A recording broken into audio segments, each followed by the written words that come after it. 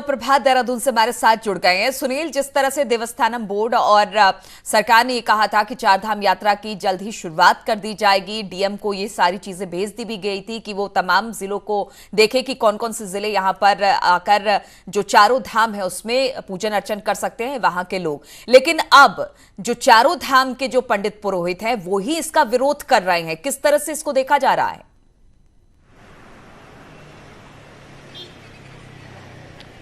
देखिए नीलू, शुरुआती दौर में जब सरकार ने कहा था कि 8 जून के बाद चारधाम यात्रा को सीमित संख्या में शुरू किया जा सकता है, तो इसको देखते हुए तब से ही जो पंडा पुरोहित हैं, हक हकूकधारी हैं चारों धामों के, उन्होंने इसका विरोध करना शुरू कर दिया था। उनका कहना था कि 30 जून से पहले किसी भी हालात में चारधाम यात्रा शुरू न की जाए, चाहे वो सीमित संख्या में ही क्यों न हो, क्योंकि तीर्थ पुरोहितों को डर है कि कहीं कोरोना संक्रमण इसी बहाने चारों धामों तक न फैल जाए।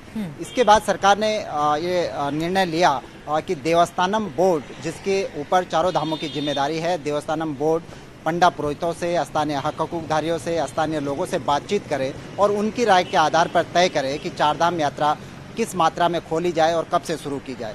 देवस्थानम चारधाम बोर्ड का ये दावा है कि उसने चारों धामों से राय ली, चारों धामों के पंडा पुरोहितों से उसने पूछा और उसके बाद ये तय किया गया कि चारधाम यात्रा को सीमित संख्या में शुरू कर दिया जाए। इसमें एक महत्वपूर्ण बिंदु ये भी है नीलू कि जो गंगोत्री और यमुनोत्री हैं केवल उत्तरकाशी डिस्ट्रिक्ट में हैं दोनों धाम। जो केदारनाथ है वो रुद्रप्रयाग में है और बद्रीनाथ धाम चमोली जनपद में है। तो शुरुआती दौर में चारधाम यात्रा शुरू करने को लेकर जो आदेश जारी हुए हैं उसके तहत जो लोकल लोग हैं वही इन धामों की अभी यात्रा कर पाएंगे और इसमें भी सीमित संख्या रखी गई है। लेकिन सुनील, अगर पंडा पुरोहितों की बात की जाए तो उनका तो ये भी आरोप है कि बातचीत हमारे साथ मंदिर समिति कर रही है, जो वो टीम बनाई गई है, सरकार कर रही है। उस बीच बातचीत के बीच ये ऐलान कर दिया गया कि चारधाम यात्रा की शुरुआत कर दी जाए, भले ही स्थानीय लोग क्यों ना हो, इसके लिए तैयारी भी नहीं की गई है। इस तरह का आरोप भी पंडा पुरोहितों का है।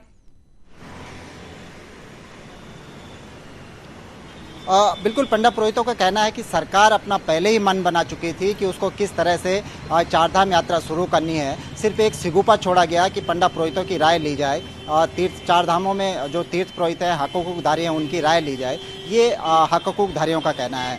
हमारी अभी डीएम चमोली से बात हुई, डीएम उत्तरकाशी से बात हुई, डीएम रुद्रप्रयाग वंदना सिंह से बात हुई। हालांकि अभी ये हकीकत है नीलू कि चारों धामों में व्यवस्थाएं अभी भी दुरुस्त नहीं है, क्योंकि लॉकडाउन के बीच ही चारों धामों के कपाट खोले गए। तब जो सड़कें हैं, जो होटल है, जो वहाँ पर बिजली और पानी की व्यवस्था है, अभी वो इस हालात में नहीं है कि वहाँ पर बड़ी संख्या में यात्री भेजे जाए और उनकी व्यवस्था वहाँ पर हो पाए। डीएम चमोली स्वाति भदौरिया का कहना था कि अभी उनको 1-2 दिन लगेंगे ये तय करने में कि किस मात्रा में और किस तरह से बद्रीनाथ धाम की यात्रा को सुचारू किया जाए। डीएम रुद्रप्रयाग ने अपनी एसओपी जारी कर दी है कि जो 1200 यात्री केदारनाथ धाम में जाने हैं वो किस तरह से वहाँ पर भेजा जाए। लेकिन अभी बेसिक दिक्कतें चारों धामों में बनी हुई हैं, चाहे वो गंगोत्री की बात हो, चाहे यमुनोत्री की बात हो, चाहे बद्रीनाथ और केदारनाथ की बात हो। तो इसको लेकर तीर्थ पुरोहितों का कहना है कि ठीक है सुनील, अब जैसे तमाम जगहों के डीएम से आपकी बातचीत हुई और सभी ने ये माना कि तैयारियां पूरी नहीं है इन चारधाम यात्रा के लिए इस वक्त,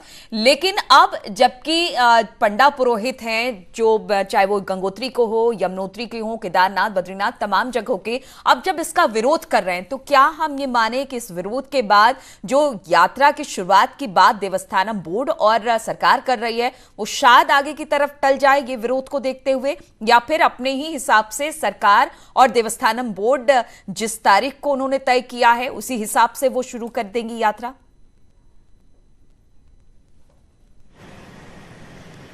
देखिए नीलू, इसमें एक जो ये गतिरोध चल रहा है, इसमें एक बिंदु और भी है कि पहली बार उत्तराखंड में जो चारों धाम हैं उनको देवस्थानम बोर्ड के बैनर तले ले आया गया है और ये पहली चारधाम यात्रा होती जिसको देवस्थानम बोर्ड अपने सिरे से संचालित करता। अभी तक चारों धामों की जो व्यवस्थाएं हैं वो स्थानीय मंदिर समितियों के हाथ में रही है, जो स्थानीय पंडा पुरोहित है उनके हाथ में रही है। लेकिन चूंकि सरकार ने चारों मंदिरों का अधिग्रहण कर लिया है, इसके ऊपर देवस्थानम बोर्ड जो गवर्नमेंट बॉडी है उसको बना दिया गया है। इसके सीईओ रविनाथ रमन बनाए गए हैं। तो वैसे भी चारों धामों में अब चारधाम यात्रा के संचालन में जो स्थानीय पंडा पुरोहित है या हक हकूकधारी हैं, सरकार के अनुसार उनका अभी ज्यादा रोल वैसे भी नहीं है, क्योंकि जो पूरी चारधाम यात्रा संचालित होगी अब वो देवस्थानम बोर्ड जो गवर्नमेंट बॉडी है उसके तहत संचालित होनी है। तो इसमें एक गतिरोध ये भी देखा जा सकता है, क्योंकि पंडा पुरोहित शुरू से नाराज है। उनका ये कहना है कि देवस्थानम बोर्ड जो बनाया गया, जो चारों धामों का अधिग्रहण सरकार करने जा रही है, ये मामला अभी हाईकोर्ट में पेंडिंग है, इस पर जल्द ही सुनवाई होनी है। तो लिहाजा चूंकि पंडा पुरोहित पहले से विरोध करते आए, तो उनका अब भी विरोध है कि चारधाम यात्रा को फिलहाल स्थगित किया जाए। लेकिन देवस्थानम बोर्ड का यह कहना है कि फिलहाल चारधाम यात्रा सीमित संख्या में। बिल्कुल, तो चारधाम यात्रा को लेकर गतिरोध बना हुआ है। हक हकूकधारी जो पंडित पुरोहित है, उनका कहना है कि अभी नहीं शुरू करना चाहिए चारधाम यात्रा, लेकिन देवस्थानम बोर्ड का कहना है कि सभी जिलों के डीएम को भेज दिया गया है और वो समीक्षा करके यात्रा को जल्द ही शुरू कर सकते हैं। अब देखना होगा कि कोई बीच का रास्ता निकलता है या फिर अपने तय तिथि पर ही चारधाम यात्रा की शुरुआत होती है। बहुत बहुत शुक्रिया आपका हमारे साथ जुड़ने के लिए।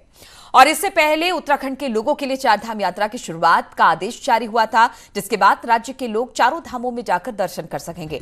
देवस्थानम बोर्ड के सीईओ ने इसका आदेश जारी किया, यानी अब उत्तराखंड के लोग चारों धामों के दर्शन कर सकेंगे। हालांकि 30 जून तक तय संख्या में ही भक्त भगवान के दर्शन कर सकेंगे। बद्रीनाथ धाम में हर दिन 1200, केदारनाथ धाम में हर दिन 800, गंगोत्री में 600, तो यमुनोत्री में हर दिन अधिकतम 400 की संख्या में लोग दर्शन कर सकेंगे।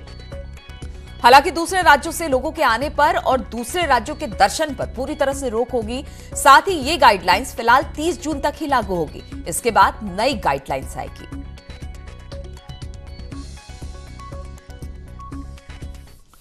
और बद्रीनाथ धाम की गाइडलाइंस की बात करें तो यहां पर एक दिन में कुल 1200 लोग ही अधिकतम दर्शन कर सकेंगे और हर घंटे में 120 यात्री भगवान बद्री विशाल के दर्शन कर सकेंगे, यानी कुल 10 घंटे ही दर्शन का वक्त होगा। इसके अलावा मंदिर के अंदर एक यात्री को दर्शन के लिए 30 सेकंड का समय दिया जाएगा। सभा मंडप में भक्त विशेष पूजा नहीं कर पाएंगे। बद्रीनाथ मंदिर में दर्शन के लिए फ्री टोकन की व्यवस्था की जाएगी और एक यात्री को एक बार में अधिकतम 3 टोकन दिए जाएंगे। वहीं केदारनाथ धाम की बात की जाए तो भक्तों के लिए नई गाइडलाइंस यहां पर भी जारी की गई है। बाबा केदार धाम के बात की जाए तो एक दिन में अधिकतम यहां पर भक्तों की संख्या 800 होगी। एक घंटे में 80 भक्तों को दर्शन की इजाजत होगी। मंदिर में यात्री को दर्शन के लिए करीब 1 मिनट का समय दिया जाएगा और यहां भी यात्रियों फ्री टोकन से बाबा केदारनाथ के दर्शन कर सकेंगे। केदारनाथ धाम में सुबह 7 से शाम 7 बजे तक दर्शन हो सकेंगे।